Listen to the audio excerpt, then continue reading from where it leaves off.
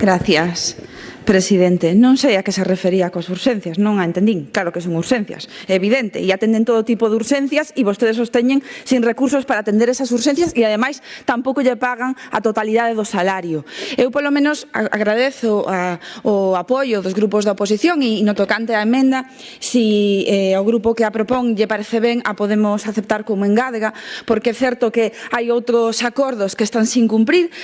Nós tamén nos reunimos coas centrais sindicais e é vergoñento porque, a pesares de que o Goberno está defendendo un incremento do PIB, unha previsión de crecemento de máis dun 2%, resulta que paralelamente non se lle compensan aos profesionais todos os recortes e as penurias que non só se practicaron durante todos estes anos, sino que a día de hoxe veñen padecendo, porque vimos de debatir onte que non se cubren tampouco as vacacións do persoal e iso tamén incrementa a carga de traballo. Pero no caso destes profesionais é aínda máis gravoso porque nin siquiera estamos falando dun incremento retributivo, sino unha equiparación do seu salario co resto dos profesionais médicos e de enfermería. Resulta bastante vergoñento, o repito unha vez máis, ter que traer esta iniciativa e aínda por enriba escoitar, xustificar e amparar que se lle retire todos os meses o 20% dunha parte relevante do salario. Seguro que vostedes non teñen problemas en investilo noutros aspectos. E teño que dicir aquí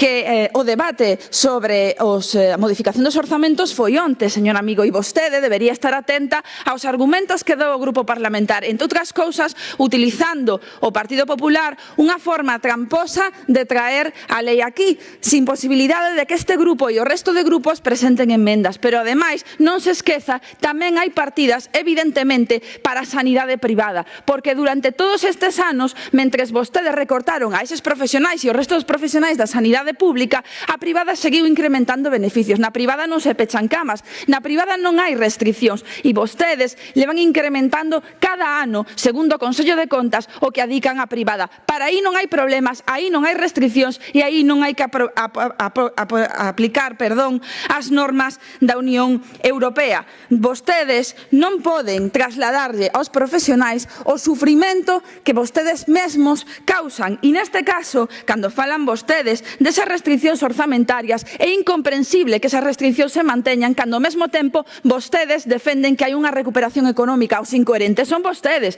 Os que din que defenden a sanidade e non apoian os profesionais sanitarios son vostedes. Os que din que en recuperación e manteñen os recortes son vostedes. O mesmo que pasa cos profesionais do resto da Xunta de Galicia, que teñen suspendido tamén o seu convenio colectivo por mor da Lei 1/2012 que vostedes manteñen. Pero é que, ademais, neste caso, repito, unha vez máis, non estamos falando dun incremento salarial, senón de equiparar o salario ao resto dos profesionais do Sergas. Moito apoian vostedes os profesionais do Sergas, pero despois manteñen os médicos, as médicas e os enfermeiros e as enfermeiras sen cobrar a totalidade do salario. Creo que é o mínimo que ten que facer a Xunta de Galicia, pagarlle os profesionais sanitarios, pero vostedes non teñen capacidade nin tan sequera de cumprir con eso. Mais nada e moitas gracias. Gracias, señora Solla.